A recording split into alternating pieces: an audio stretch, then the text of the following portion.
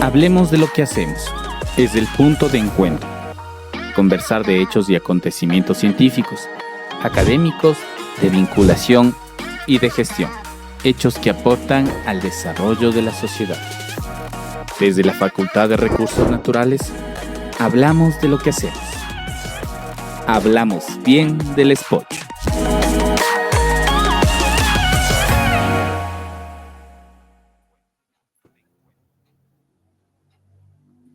Muy buenas noches, Moncita, ¿cómo estamos? ¿Listos para el programa?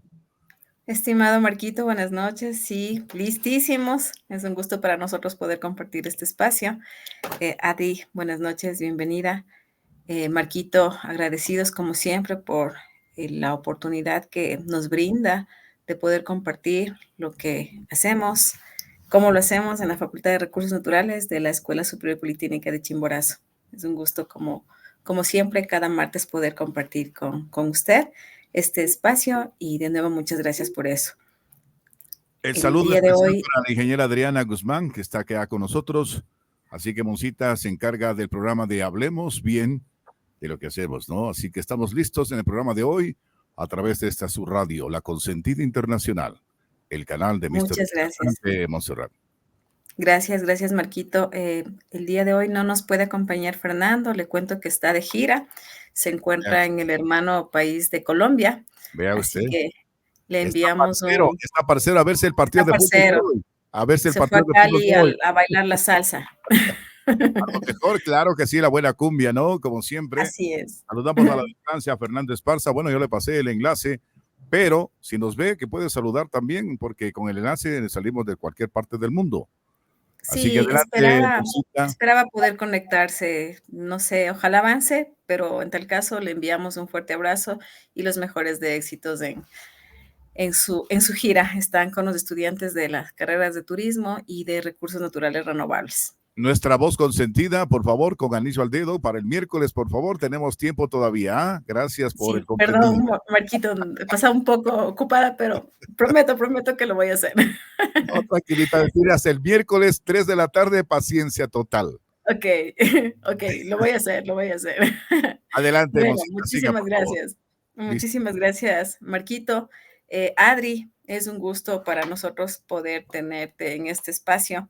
Voy a permitirme presentarte ante nuestra distinguida audiencia. Bienvenidos a todos, nuestra distinguida audiencia que nos acompaña como cada martes en el programa Hablemos Bien de lo que hacemos, hablemos bien de la Facultad de Recursos Naturales, hablemos bien de la Escuela Superior Politécnica de Chimborazo. Hoy tenemos el honor de presentar a una invitada excepcional, cuyo trabajo y formación académica han tenido un impacto significativo en el manejo sostenible de los recursos naturales. Nos acompaña una profesional con una sólida formación en el manejo integral de cuencas hidrográficas y en el uso de tecnologías avanzadas para el estudio de los recursos naturales y la producción agropecuaria. El día de hoy tenemos la dicha de contar con la ingeniera Adriana Guzmán. Ella es ingeniera en biotecnología ambiental, graduada en la Escuela Superior Politécnica de Chimborazo, con estudios de posgrado.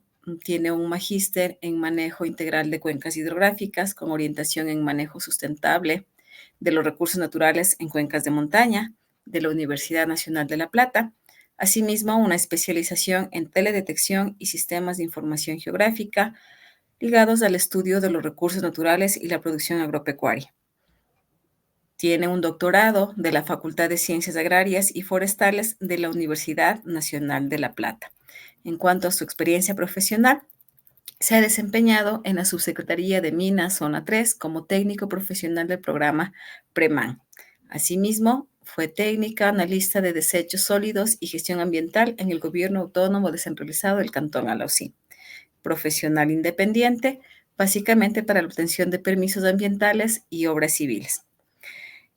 Fue becaria doctoral en CIP de la Universidad Nacional de La Plata y actualmente es docente e investigadora en la Escuela Superior Politécnica de Chimborazo en nuestra querida Facultad de Recursos Naturales. Ha participado como miembro de grupos de investigación en GIMAR, Grupo de Investigación de Manejo y Aprovechamiento de los Recursos Renovables, en el CEIDE, que es el Centro de Estudios Integrales de la Dinámica Exógena, de la Universidad Nacional de La Plata y en el grupo de investigación del Corredor Ecológico Yanganates-Sangay, Ecuador. Ha desarrollado procesos de investigación en algunos programas, como en Anuncio de Oportunidad para el Desarrollo de Modelos Digitales de Elevación y su uso en aplicaciones SAR, en Proyecto de Vigilancia y Modelación Espacio-Temporal Hidrológica para la Predictibilidad de Inundaciones en la provincia de Buenos Aires. También investigadora en análisis comparativo de clasificadores de uso y cobertura del suelo en cuencas costeras de México con Google Earth.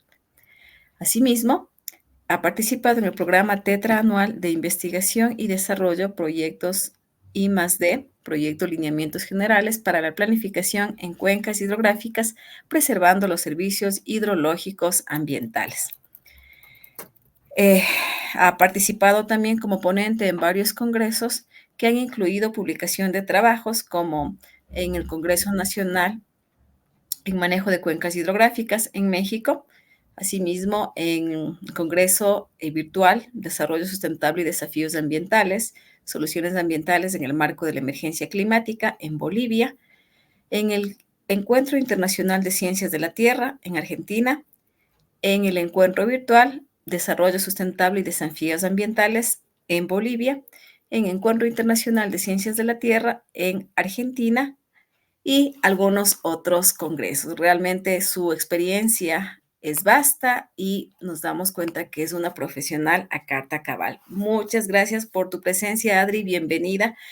Te doy la palabra para que por favor nos ayudes con un saludo a nuestro distinguido público.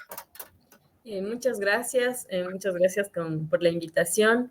Les envío un saludo a ustedes que me han dado la oportunidad en esta ocasión de poder compartir un poco de lo que estamos haciendo dentro del grupo y también un saludo cordial a la audiencia también que nos escucha en este momento. Muchas gracias. Muchísimas gracias, Adi, nuevamente por tu presencia. Y bueno, este realmente es un conversatorio. Queremos dar a conocer a la ciudadanía, a la gente que nos escucha, lo que hacemos como Facultad de Recursos Naturales, y ahora con tu experiencia queremos justamente promocionar qué es lo que hace la carrera de Recursos Naturales Renovables, la Facultad de Recursos Naturales. Y para empezar un poquito, vamos a partir de tu formación profesional, ¿no?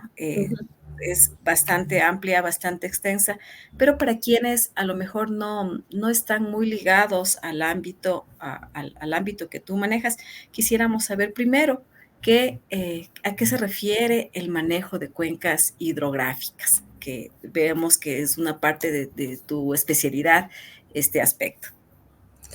Sí, bueno, el manejo de cuencas hidrográficas es netamente gestión de territorio, pero a partir de la visión de asegurar la disponibilidad del recurso hídrico, es determinar cuál es la conectividad del paisaje y la influencia de cada una de las variables que interfieren, siempre enfocándonos en la disponibilidad hídrica, que quiere decir asegurar la calidad y la cantidad de agua para el uso y aprovechamiento de la población. Sí, muchas veces no estamos muy al tanto de lo que son estos términos, ¿no? Si bien lo relacionamos hídrico, se nos viene la idea de agua, pero pensamos que solo es los afluentes, los ríos, pero ¿qué tanto abarca las cuencas hidrográficas, por ejemplo? Bueno, las cuencas hidrográficas es territorio que está delimitado netamente por la topografía, por las elevaciones. Las zonas más elevadas marcan una línea imaginaria que delimita nuestra cuenca hidrográfica o el área que tiene influencia directa sobre un cuerpo de agua natural, en este caso sobre los ríos o sobre las quebradas. Interesante, muy, muy interesante. ¿Cómo se da actualmente o cuál ha sido tu percepción en cuanto al manejo que se está dando a las cuencas hidrográficas en nuestro territorio?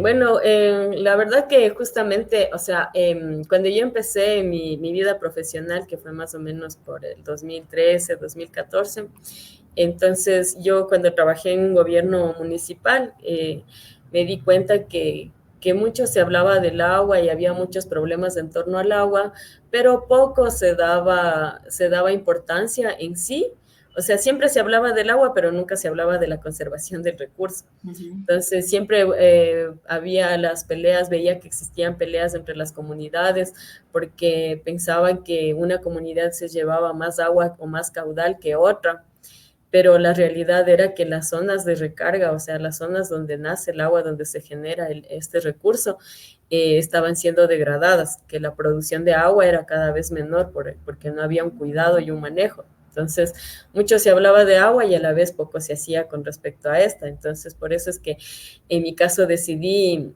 esa necesidad y vi que, o sea, América Latina, por ejemplo, y Ecuador, Sudamérica especialmente, es muy rica en agua, es una de las reservas más grandes, tiene una de las reservas más grandes de agua, y sin embargo tenemos problemas de escasez y tenemos elevados índices de población que no puede acceder al líquido vital.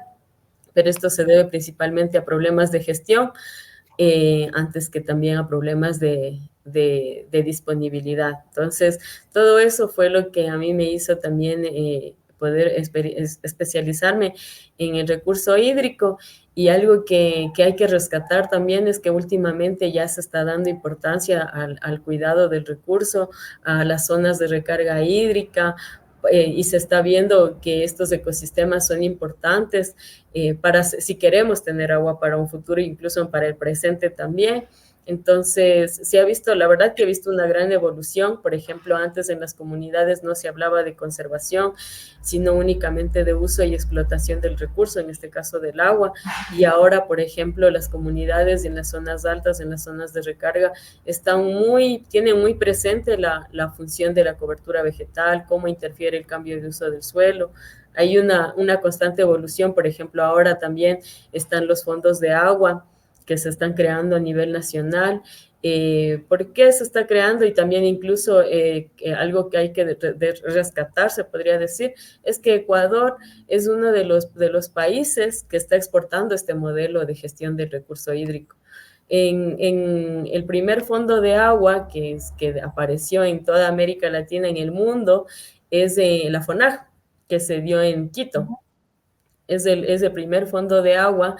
Y luego apareció también el fondo de agua y lucha contra la pobreza de Tungurahua. Son los dos fondos más antiguos y ahora incluso estos modelos se han exportado a otros países como Argentina, también en América Central. Entonces se va viendo esta evolución que existe en la gestión del agua, que ahora ya se está dando importancia también al cuidado y a la conservación. Interesante, Adri, y me dejas con algunas inquietudes. Yo no estoy muy al tanto de estas temáticas, pero estoy aprendiendo y la intención es esa, que todos aprendamos, que todos nos informemos. Adri, ¿a qué se refiere entonces una zona de recarga hídrica? Perdón la ignorancia. No, sí, claro. Una zona de recarga hídrica es las zonas en donde nacen las cuencas hidrográficas, los cuerpos de las fuentes o los cuerpos hídricos de una cuenca hidrográfica. Son zonas en las que se produce abundante infiltración y que aseguran la calidad del agua. Son los responsables del caudal base, se podría decir. No sé, el caudal base de los ríos es, por ejemplo, el agua que nosotros observamos cuando no ha habido precipitaciones, pero vemos que el río sigue teniendo agua, que sigue corriendo agua por el río. Entonces, ese caudal base es producto del afloramiento del agua subterránea. Y esta agua subterránea se recarga en las zonas altas, en las zonas más altas de las cuencas hidrográficas. Por eso es muy importante la conservación de estas áreas. Claro que sí, porque se ha visto en muchos casos incluso que lastimosamente en las fuentes en donde nace el agua ya hay procesos de contaminación, ¿no? Entonces, es creo que muy, muy importante tener conocimiento que tenemos que cuidar estos recursos. Claro, sí, incluso, por ejemplo, una frase que siempre tengo presente es la de Roque Sevilla, que él fue el exalcalde de Quito, por ahí por los años 90 más o menos. Entonces, él cuando se creó para crear la FONAG, que es el Fondo de Agua de Quito, para asegurar la disponibilidad de agua de Quito, él dijo, o sea, y mostró con cifras cómo se hace para valorar el agua, para darle un valor al agua. Entonces, él decía, siempre se toma en cuenta, por ejemplo, cuánto cuesta la captación, cuánto cuesta la distribución, y decía, hablamos de agua, pero no contemplamos el valor que tiene conservar el agua, lograr tener el agua para que se pueda utilizar en esa infraestructura que se está construyendo. Eso es lo que no se estaba tomando en cuenta. Entonces, a partir de ese concepto es que se crearon los fondos de agua, que es para asegurar y conservar las zonas de recarga. En este sentido, Adri, entendería que los fondos de agua son organizaciones. Son fideicomisos. Que son financiados por capital público y privado, de todos los que hacen uso del recurso hídrico. Por ejemplo, en el caso de la FONAC, por ejemplo, es un fideicomiso que es administrado, sí, privada, de manera privada, se podría decir, pero con fondos públicos y privados. Acá, por ejemplo, aportan la empresa eléctrica, aportan las empresas municipales de agua, algunas juntas de agua también. Entonces, reciben este fideicomiso y ellos, ¿qué hacen? Financian proyectos en las comunidades de recarga, que están ubicadas en las zonas de recarga hídrica. Entonces, a estas comunidades les ayudan a financiar, por ejemplo, programas de mejoramiento en la parte agropecuaria, en la ganadería, en la agricultura, les dotan de infraestructura. Por ejemplo, en el 2015, por ahí, tuve la oportunidad de visitar justamente una de estas áreas en Tungurahua, en la comunidad de Yatzaputzán. Les llevé a los líderes comunitarios de Alauxí, que se encontraban en las zonas de recarga hídrica en Achupayas, por ejemplo. Entonces, de ahí fuimos y la verdad que todos nos quedamos impactados. Las zonas que antes habían sido degradadas, nos fuimos y, o sea, desde la entrada, era como pisar un colchón, estar sobre un colchón de agua. Todo era agua, y ahí nos explicaron cómo el largo proceso que había tenido la comunidad para lograr conformar el fondo de Tungurahua. Y los efectos de la conservación también pudimos ver ahí. Habían pasado, nos decían que cuando ellos empezaron porque ya tenían poca agua, manejaban 10 litros, 8 litros por segundo. Y ahora ellos manejaban 500, 600 litros por segundo. Wow. Y tomando tu ejemplo, Adri, porque me pareció una experiencia bastante importante, ¿no? En el sentido de que vemos que sí se puede recuperar. ¿Cuánto tiempo le tardó a la comunidad obtener o tener agua y mejorar sus caudales? 25 años. Y 25 años y todavía, por ejemplo, cuando nosotros visitamos el lugar, se observaba todavía las líneas de los predios que habían sido antes, porque habían quemado el pajonal, habían quemado toda la vegetación o sea, de acuerdo a los límites, ¿no?, de sus predios. Y eso, aparte, a pesar de que ya habían pasado 25 años y todavía se podía observar los límites de los predios. Estaban regenerándose, pero a pesar de eso todavía se distinguía que antes había sido ahí agricultura. Claro, es como pensar que las cosas no se hacen de la noche a la mañana, ¿no?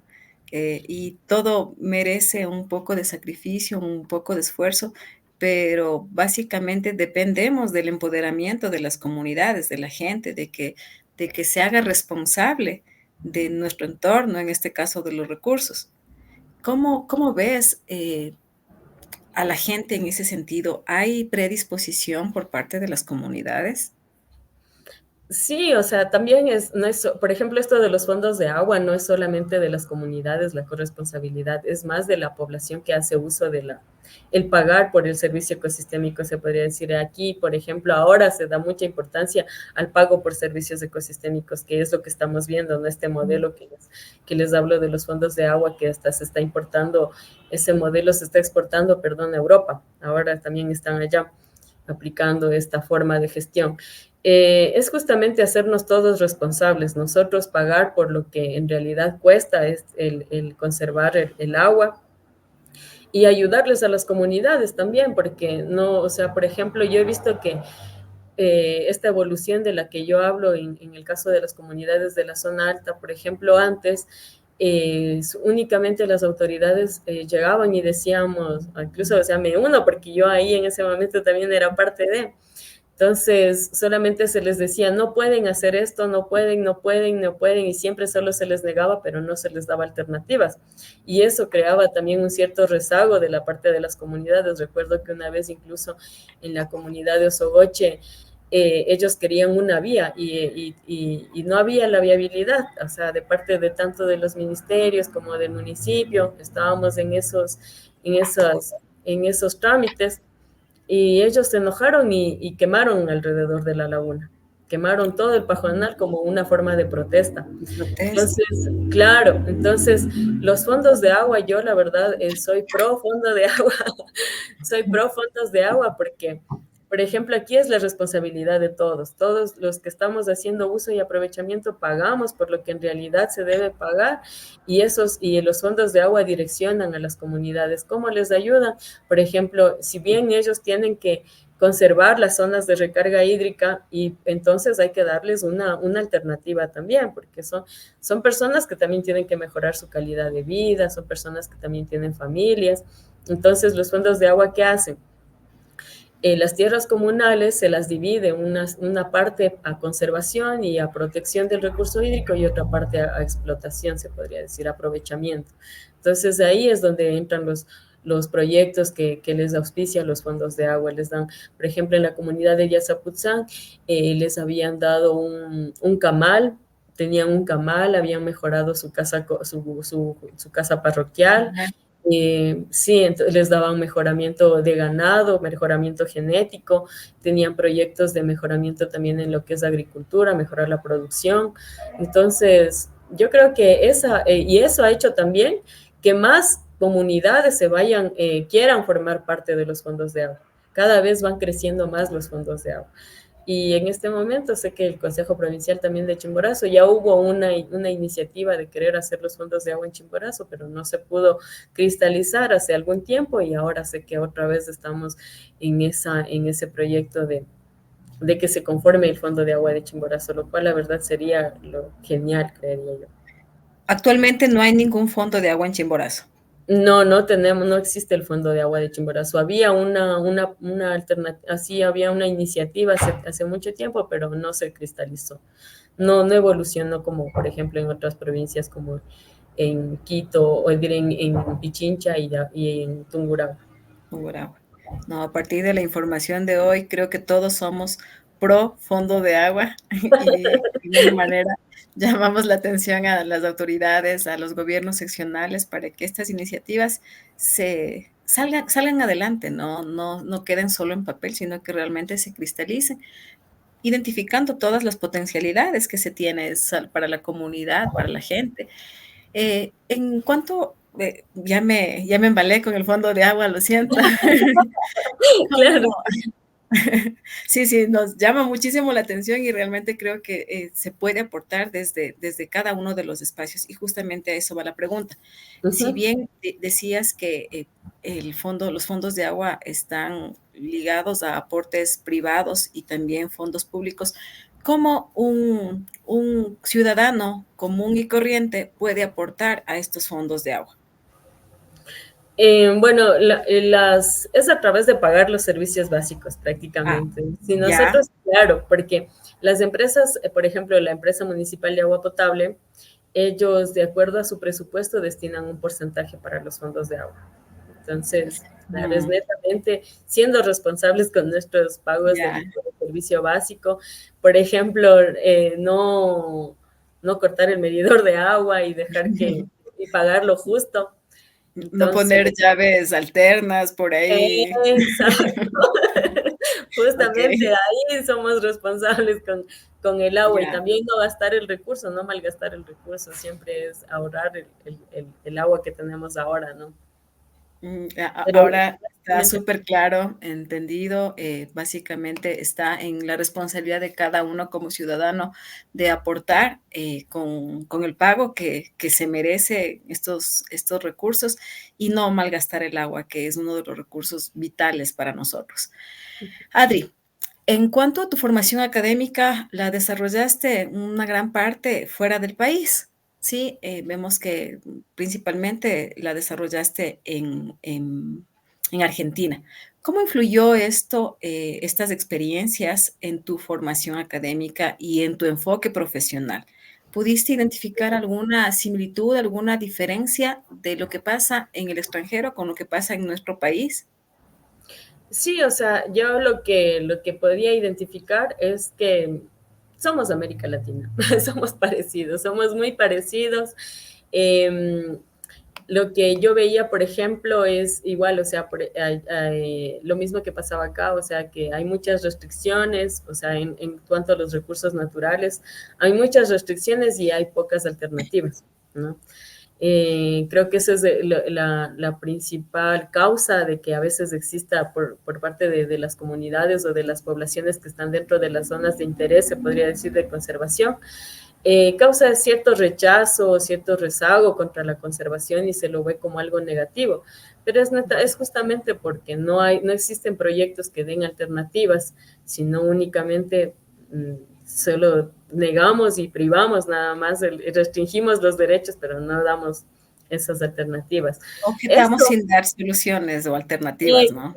Claro, sí, entonces eso causa, desde ahí ya empezamos como que un poco mal especialmente. Entonces, eso vi, o sea, veía también que había en Argentina, por ejemplo, en las zonas de recarga hídrica también, por ejemplo, algo que compartimos también es, todo responde a un objetivo global, ¿no? Por ejemplo, en Argentina también había el problema que pasó aquí, la reforestación en las zonas de páramo, que antes se las creía como zonas que improductivas, como zonas que necesitaban, no sé, que estábamos desperdiciando, se podría decir, teniendo sin ningún tipo de aprovechamiento, sin producción, claro. Entonces, fue ahí que se hizo la reforestación de estas zonas. Lo mismo pasó en Argentina. Hubo estos proyectos de reforestación en zonas que no meritaban, ¿no? Y que tenían una función que era justamente conservar el agua. Entonces, lo mismo pasó allá y también hay muchos proyectos sobre esta recuperación de estos ecosistemas. Lo mismo que está pasando acá también las comunidades. He visto que, por ejemplo, en San Juan, en Achupayas, que son zonas de recarga, en el Altar también, se ve que las comunidades también ya están, por ejemplo, están vendiendo estos bosques y la finalidad es dejar a regeneración. He visto. Claro, porque ahora como ya hay como una mejor concientización, se podría decir, de cuál es el rol de los ecosistemas de páramo en nuestro país, por ejemplo, en las mismas comunidades de la zona alta, que ellos mismos piden que se venda o que les dejen vender estos bosques y dejar a regeneración. Ah, qué bueno. Esperemos que se sigan dando esas iniciativas, ¿no? Porque hay veces que descuidamos realmente, o como lo decías, nos preocupamos de que no existe producción, de que a lo mejor no puedo sembrar o hacemos mal uso del suelo en este sentido para otras actividades. Generalmente se piensa en actividades lucrativas o que me dejen algo. Me pongo también en el lugar de las comunidades, de los comuneros, que necesitan muchas veces fondos, ¿no? Necesitan salir adelante. Y yo supongo que esa es una de las razones por las que hacen uso inadecuado del suelo. Sí, pero más, por ejemplo, esto de la reforestación de los páramos, son proyectos o son iniciativas de los mismos gobiernos locales y de los gobiernos seccionales. Por ejemplo, esto del boom de la madera, de la necesidad de la madera, responde también a una demanda global. Entonces, ahora en cambio, por ejemplo, alguna vez tuve la oportunidad de escucharle no recuerdo, el ingeniero que fue uno de los promotores de la reforestación de los páramos en Chimborazo. Y él, por ejemplo, decía en un foro sobre agua, era justamente, y él decía, o sea, que se arrepentía, que si él hubiese sabido el efecto que iba a tener el hacer proyectos de reforestación en páramo, o sea, nunca lo hubiese hecho. Pero bueno, es así, el conocimiento también evoluciona, nosotros evolucionamos y es parte de, ¿no? O sea, y ya pues ya pasó esto y ahora se ven los efectos, pero también ahora se ve también las ganas de poder recuperar estos ecosistemas. Como ya sabemos qué es lo que ocasiona, bueno, ahora vamos a recuperar. un poco contradictorio, ¿no? Porque nosotros escuchamos reforestación y asumimos que es lo correcto, que es lo que se debe hacer, pero nos damos cuenta que no siempre es el caso, como aquí. Claro, sí, es que todas, o sea, todo tipo de ecosistemas tiene su propia vegetación, tiene su propio funcionamiento. Por ejemplo, en el caso de los ecosistemas de páramo, las características que presenta la vegetación de estos ecosistemas, o sea, responde a las características climáticas principalmente. ¿No? Como por ejemplo ahí vemos que la vegetación tiene pocas hojas, la vegetación tiene abundantes raíces, es achaparrada, pero esto se debe, por ejemplo, a que existen heladas, existen, o sea, climas, temperaturas y condiciones agrestes, existen vientos muy fuertes, también existen algunas bajas precipitaciones, heladas también, entonces son climas extremos, entonces por eso la vegetación también se adapta. Y nosotros, por ejemplo, hacer agricultura, poner árboles, entonces todo eso hace que se altere este ecosistema y entonces la poca cantidad de agua que está almacenada, entonces empieza a evaporarse, empieza a salir del sistema y a disminuir la recarga hídrica y el almacenamiento de agua. Entonces, por ejemplo, incluso también hay un estudio muy bonito también, muy importante que se hizo en la Universidad de Loja. Y ahí comparaban, por ejemplo, incluso con los mismos, como por ejemplo con reforestaciones de polilepis, que muchas veces son esos árboles que se utilizan para reforestar, se podría decir. Pero ellos hicieron un estudio de polilepis, de yaguales, y veían que el efecto, o sea, el hecho de no reforestar de acuerdo a las condiciones que existen en los ambientes, pueden causar el mismo efecto que los eucaliptos y que los pinos. Porque, por ejemplo, se había hecho una reforestación en zonas altas de páramo con polilepis y veían que los efectos eran parecidos a los de el pino en el páramo. O sea, evapotranspiraba más, salía más agua del ecosistema de lo que se quería. Y el objetivo de eso, por ejemplo, es conservar. Pero se veía que el hecho de que no se haga de la forma adecuada también puede tener estos efectos que no queremos. Valiosa, valiosa la información que nos estás proporcionando, Adri, y espero que las autoridades seccionales también nos estén escuchando y puedan tomar como base lo que se está diciendo, ¿no? Y tratar de mejorar estas condiciones. Adri, una consulta.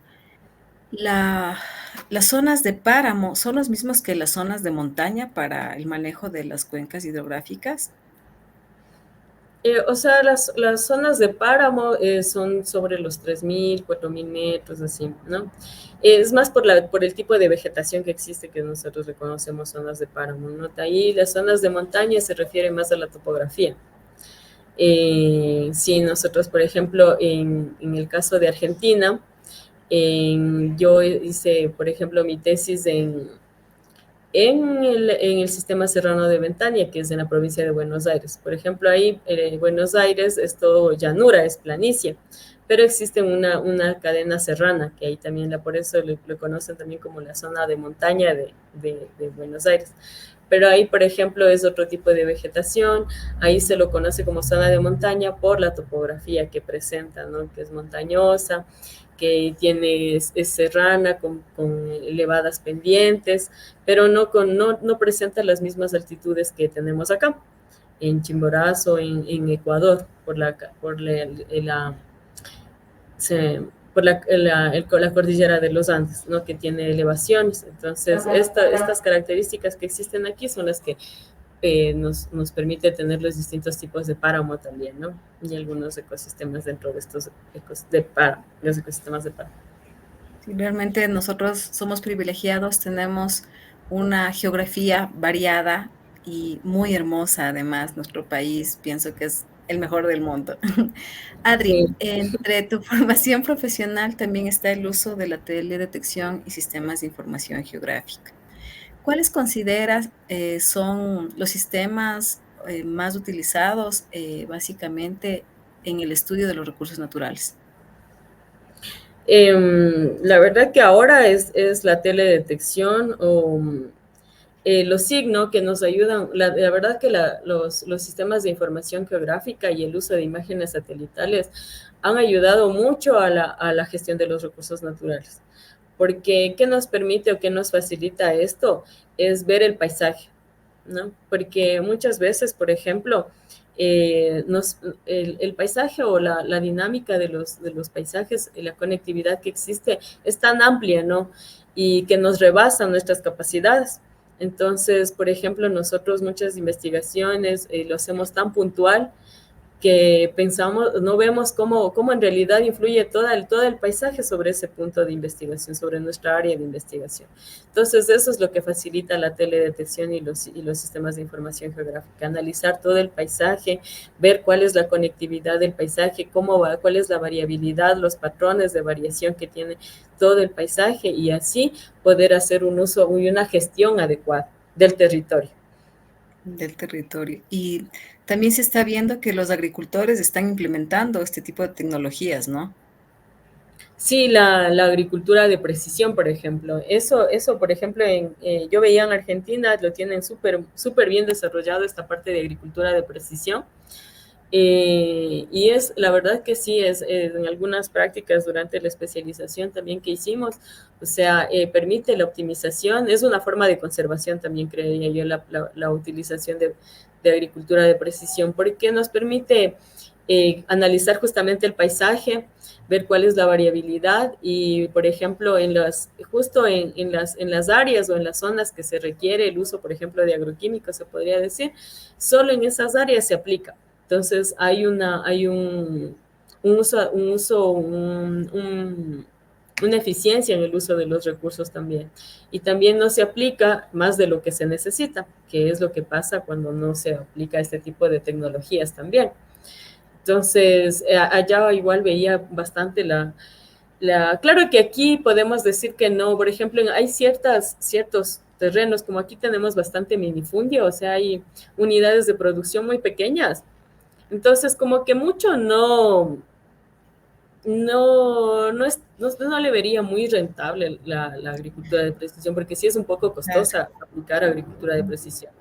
Entonces, el servicio también es costoso porque implica levantar datos, información, hacer análisis. En cambio, aquí como son unidades de producción pequeñas, o sea, es algo que visualmente se lo puede hacer porque no son grandes extensiones. Por ejemplo, algo que me quedé sorprendida en Argentina era que hablaban ellos, los estudiantes de agronomía, que eran algunos compañeros míos, hablaban siempre como el pequeño productor. Y yo les preguntaba, ¿y cuánto tiene el pequeño productor? 1.000 hectáreas, 2.000 hectáreas. Y yo así, claro, pequeño productor. Menos mal es pequeño productor, y me imagino cómo son los grandes productores. Claro, es que los grandes ya tienen 10.000 hectáreas, 15.000 hectáreas, o sea, son súper grandes. Entonces, justifica el utilizar agricultura de precisión porque es algo que ya rebasa la capacidad de nuestra capacidad, ¿no? De poder hacer el recorrido de campo y poder identificar mediante recorrido cuáles son las necesidades e identificar, por ejemplo, la aparición de enfermedades o el estrés hídrico, ya como que rebasa un poco. Pero en cambio, por ejemplo, en Argentina, como hablamos de muchas hectáreas, entonces ahí, por ejemplo, pagaban, o sea, este servicio de agricultura de precisión. Claro, pero obviamente se está hablando de espacios muy amplios, ¿no? Y se supondría que las personas dueños o propietarios de estos terrenos también tienen un poder adquisitivo un poco más amplio que nuestros pequeños productores a nivel de Ecuador, ¿no? Claro, sí.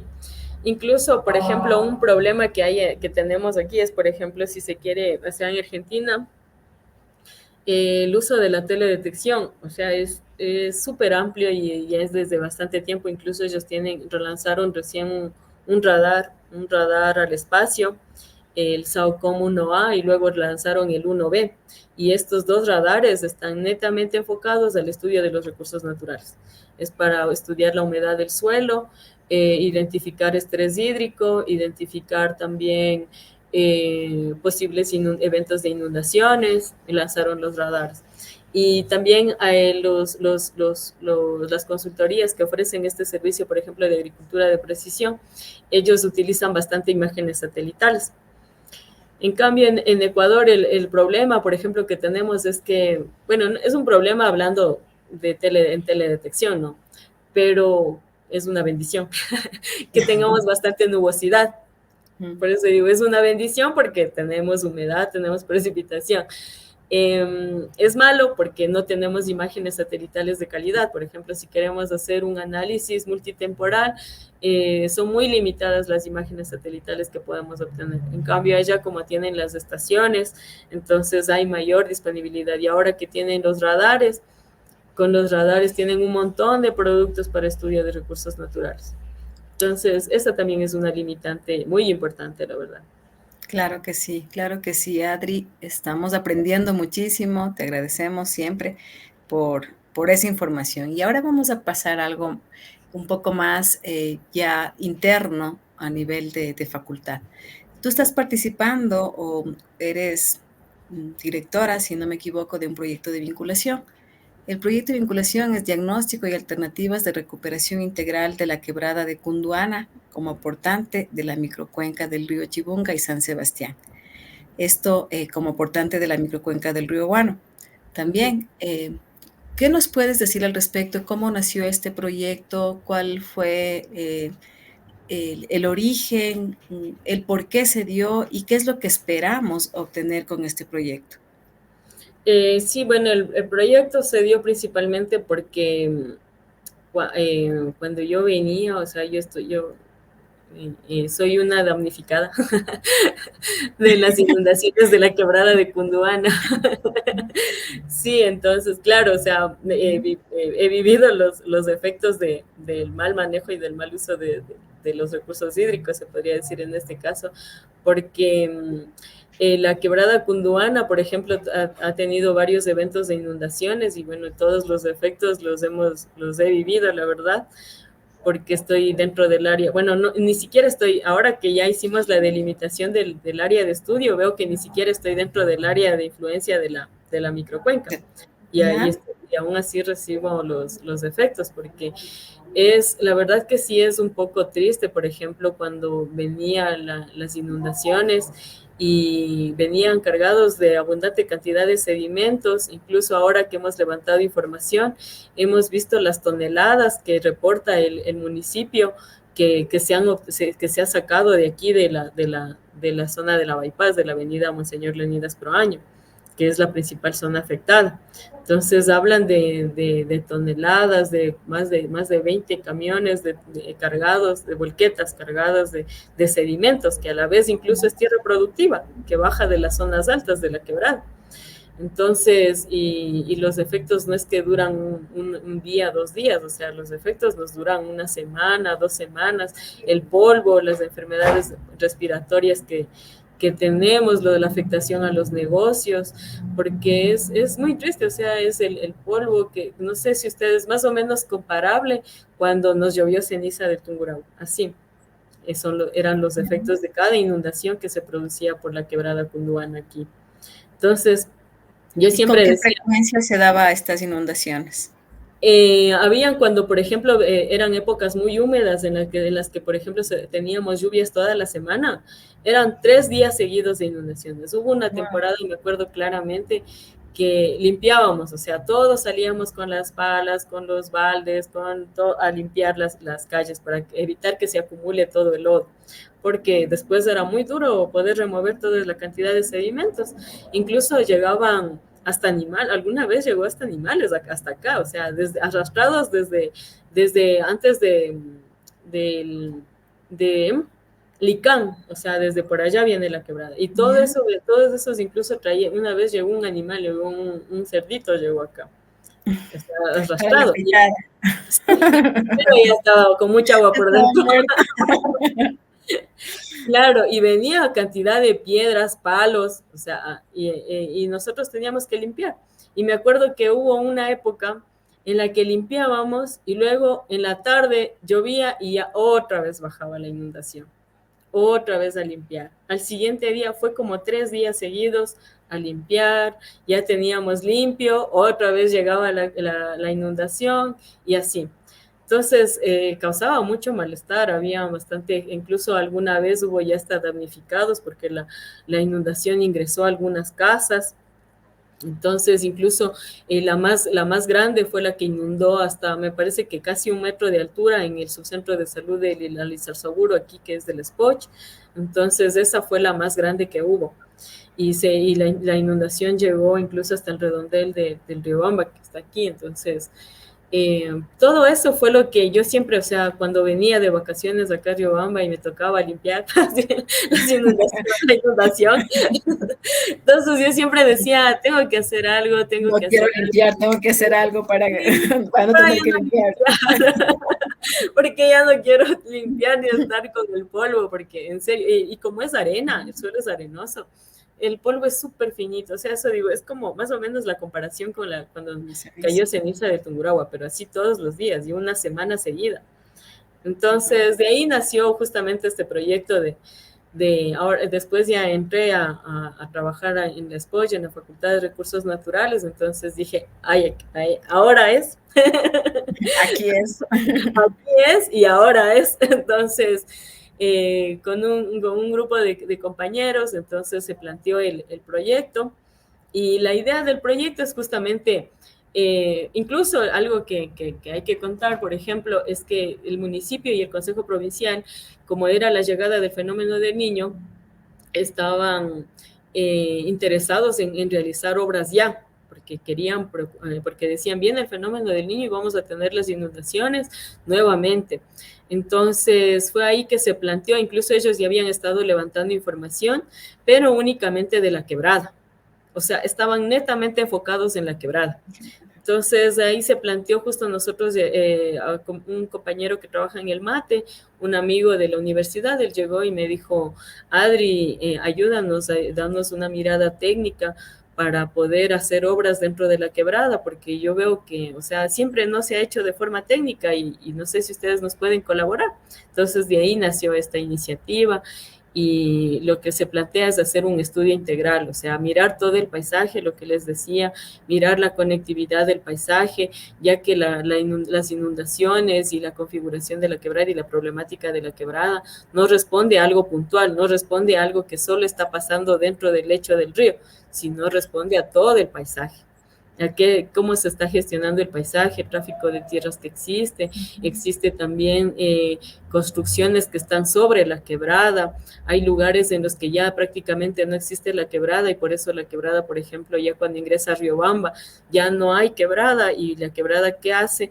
Descarga sus aguas toma como su red hídrica las calles, las vías. Entonces, por eso una de las formas de descargar un afluente, se podría decir, es la avenida Monseñor Leonidas Prank.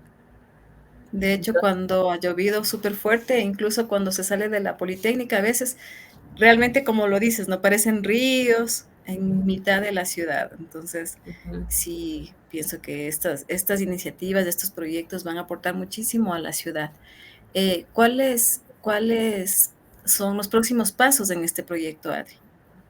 Dentro del primer año está realizar el diagnóstico, o sea, todo el 2024 está netamente destinado a realizar el diagnóstico de la quebrada de Cunduana, porque es la más grande, como tú nos habías leído, son 2 quebradas, es la quebrada de San Sebastián, que también es una dinámica un poco parecida a la de Cunduana, produjo una inundación considerable, de magnitudes considerables ahí en Guano. Entonces, como Cunduana es la más grande y también no hay información levantada, no hay un eje hidráulico también, que no está aprobado un eje hidráulico de la quebrada, por lo tanto las instituciones públicas tampoco pueden actuar. El Ministerio del Ambiente, Agua y Transición Ecológica tampoco puede emitir permisos porque no está delimitada el eje hidráulico de la quebrada. Entonces, con el diagnóstico lo que queremos es primero delimitar el eje hidráulico de la quebrada. Una vez que ya tenemos el diagnóstico de la parte socioeconómica, ambiental e hidrológica, establecer medidas de conservación, medidas de recuperación, medidas de mitigación también en lo que es las zonas de inundación. Eso está programado para el segundo año, una vez que tenemos esto. Y algo que también queremos hacer es aplicar estas técnicas de teledetección que hablábamos, hacer análisis de clima, utilizar productos satelitales que nos van a permitir mirar justamente esto que hablábamos, la variabilidad del paisaje. Sí, muy, muy interesante realmente. Adri, además del proyecto de vinculación, estás relacionada con un convenio. ¿Puedes hablarnos un poquito al respecto? Sí, es justamente un convenio internacional entre el Instituto de Medio Ambiente de Estocolmo, pero con la filial de Estados Unidos, y la SPOCH. Este convenio justamente se da por una amiga mía que conocí durante el posgrado. Entonces ella está trabajando aquí en este momento en esta ONG, es una ONG.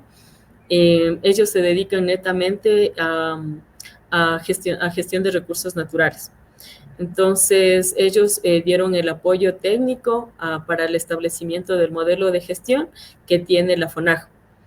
Entonces, justamente por eso, hablando así entre compañeras, entre amigas, nació esta idea de hacer un convenio internacional y recibir el apoyo y la asistencia técnica también de acuerdo a su experiencia, porque tienen mucha experiencia. Como les decía, les ayudaron a la FONAG a establecer su modelo de gestión. Entonces, ¿qué es lo que nosotros también queremos? Establecer un modelo de gestión también para Cunduana y para el corredor ecológico Yanganate-Sangay. Entonces, en este aspecto, es que contactamos y se firmó este convenio. Este convenio está netamente enfocado en fortalecer las capacidades de ambas instituciones y trabajar en conjunto para mejorar la gestión del agua, en este caso, del recurso hídrico. Muchas gracias Adri por todas estas experiencias que nos estás compartiendo, que están alimentando a los procesos que viene realizando la Facultad de Recursos Naturales. Y en este sentido, invitar a la ciudadanía, a la gente que nos está observando, que nos está escuchando. No todos son estudiantes de la Politécnica de Chimborazo, sino que tenemos personas que nos ven de toda parte del mundo, no solo del Ecuador. Invitarles a que gestionemos adecuadamente nuestros recursos, que manejemos, que conservemos los recursos y de manera especial hoy que estamos hablando sobre el agua, ¿no? Adri, ¿alguna recomendación, algún comentario que quieras realizar al respecto? Sí, en general para todos, o sea, que cuidemos del recurso hídrico, que si visitamos, algo que me gusta mucho la montaña, me gusta mucho hacer trekking, acampar. Y algo que sí quisiera decirles a todos es que conservemos las zonas de recarga hídrica, respetemos los espacios naturales, que si vamos, traigamos la basura a pesar de que no sea nuestra, pero nosotros vamos por algo, ¿no? Por disfrutar del paisaje, por respirar. Todo el mundo dice quiero naturaleza, quiero respirar aire puro, quiero, ¿no? Entonces, una forma creo que de pagar o de retribuir a la naturaleza ese disfrute que podemos tener es justamente no dejar nuestra basura, traernos la basura que está ahí, porque todo esto es lo que altera a la calidad de los recursos naturales y a los ecosistemas, las zonas de recarga hídrica, como les hablaba, evitar la contaminación. Por ejemplo, en la zona del Altar, que es una importante zona de recarga hídrica, últimamente se está dando muchas actividades de camping y en las zonas, alguna vez tuve la oportunidad de ir y vi que en las zonas de donde se realiza camping había demasiada basura, muchísima basura. Ustedes no se imaginan la cantidad de basura que había, entonces eso sí le pediría, ¿no? O sea, si vamos a disfrutar del paisaje, si vamos a cualquier lugar que vayamos, donde están incluso recursos hídricos, siempre vamos en busca de naturaleza, en busca de paz, entonces una forma de retribuir y algo que no nos cuesta tampoco es llevarnos nuestra basura, no dejar la basura, y si es que vemos ahí que hay algo de basura, llevarnos. Creo que desde ahí viene nuestra responsabilidad con el ambiente y nuestra responsabilidad y no solo hablar, ¿no? Desde ahí ya tenemos una pequeña acción que quizás no nos cuesta nada. Es eso solamente, llevarnos la basura y dar el ejemplo, porque ahí nos ve mucha gente y dicen, ven, mira cómo limpia, yo también, y hacemos de esto una cultura. Entonces eso, y también ahorrar el recurso, no malgastarlo, eso principalmente. Un importante aporte y una gran recomendación que esperamos sea acogida por todos. Adri, antes, terminamos la primera parte, que era justamente hablar de lo que hacemos como Facultad de Recursos Naturales, hablar de lo que hacemos como Escuela Superior Politécnica de Chimborazo, y evidenciamos que se hace mucho, ¿no? Que estamos colaborando con nuestro ambiente, estamos colaborando con nuestro planeta, dejando el mundo en mejores condiciones de cómo lo encontramos, como lo decía Baden-Powell. Ahora vamos a pasar al otro lado, a conocer un poquito más de quién es Adriana Guzmán. Hace un momento nos hablabas de que te gusta el trekking. ¿Qué más te gusta? ¿Qué te apasiona? ¿Qué es lo que te mueve, te impulsa cada día? Y también queremos saber cuáles son tus platos favoritos, qué tipo de comida te gusta, qué color te gusta. ¿Cuáles son tus hobbies, tus pasiones? Bueno, mis pasiones principalmente es el trekking, el camping, me gusta mucho también eh, los deportes extremos. Creo que casi me los he hecho todos. Es una forma que tengo de quitarme el estrés. Siempre tengo el estrés del trabajo y voy a hacer bungee jumping. La próxima tienes que llevarme. Sí, sí, porque gritas y te relajas. ¿Sí? Claro Estos que deportes sí. extremos me gusta mucho y también últimamente estoy practicando un poco de andinismo, pero bueno, voy ahí paso a paso, porque tengo un poco de vértigo y ahí voy luchando con el vértigo ahí.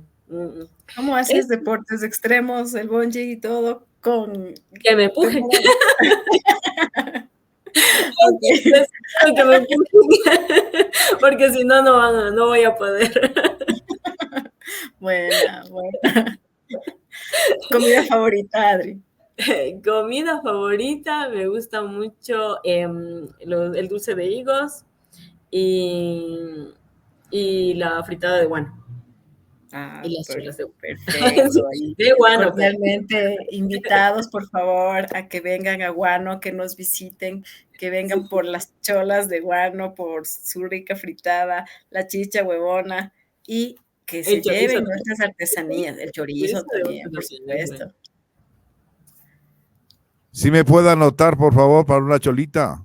Por supuesto, Marquito, nada más tiene que venir. Ah, pues gracias, Evoncita, Adrianita, con la gentileza de buena voluntad. Yo me di cuenta enseguida, dije, parece que es de ese lindo rinconcito lindo de la provincia de Chimborazo de Guano, donde delicias de las cholitas y todo lo que es la fritanga, la fritada, las tripamisques y no sé cuántas cositas ricas que hay allá, son las delicias. Claro. Así es, Marquito, así que cordialmente invitados y cordialmente invitada a nuestra distinguida audiencia que nos visite, que venga a la provincia de Chimborazo, que venga a Guano, que venga a Riobamba, que visite la Facultad de Recursos Muy Naturales. pronto, mi querida Moncita, muy pronto, por julio estamos ahí con unos parientes que vienen del exterior también, que quieren ir allá a una romería, le voy a llevar a la misa allá a Punín, hay una misa. Perfecto, ¿ya? ¿En qué Oirán, pues, fecha es? está invitada. Con todo gusto, Marquito, solo nos dice cuándo y ahí estaremos. Les La llevaré a próxima Adri semana para le ver si paso la puede fecha hacer exacta porque sus ella viene deportes para el extremos 20 por a ahí. Sutil. Claro, preciosamente vamos a pasar. Unos Perfecto. encendedores, unas canelitas, y la misita que tenemos ahí.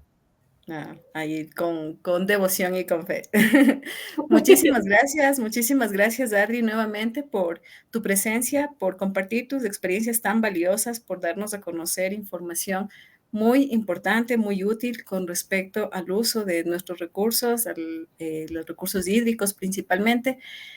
Fue una entrevista bastante enriquecedora. Te agradezco muchísimo por tu participación, así como también agradezco al público que nos mira todos los martes y un agradecimiento especial a Marquito Vinicio, Mr. Ruge, por permitirnos este espacio para poder compartir lo que hace la Facultad de Recursos Naturales. Hablemos bien de lo que hace la Escuela Superior Politécnica de Chimborazo, hablemos bien de lo que hacemos como Facultad de Recursos Naturales. Muchas gracias. También quiero agradecerles a ustedes por la oportunidad y a todos por escucharnos y nada, espero que haya sido de ayuda un poquito de lo que sé y de lo que hemos podido compartir. Muchas gracias. El aplauso para nuestros amigos de Chimborazo, como siempre, y el saludo especial y las 1000 veces para Adrianita, que puede estar con el programa de Hablemos de lo que hacemos. Muy gentiles por estar en el programa de hoy. Buenas noches. Muchas gracias, Marquito. Buenas noches con todos. Hablemos de lo que hacemos. Es el punto de encuentro. Conversar de hechos y acontecimientos científicos, académicos, de vinculación y de gestión. Hechos que aportan al desarrollo de la sociedad. Desde la Facultad de Recursos Naturales, hablamos de lo que hacemos. Hablamos bien del Espocho.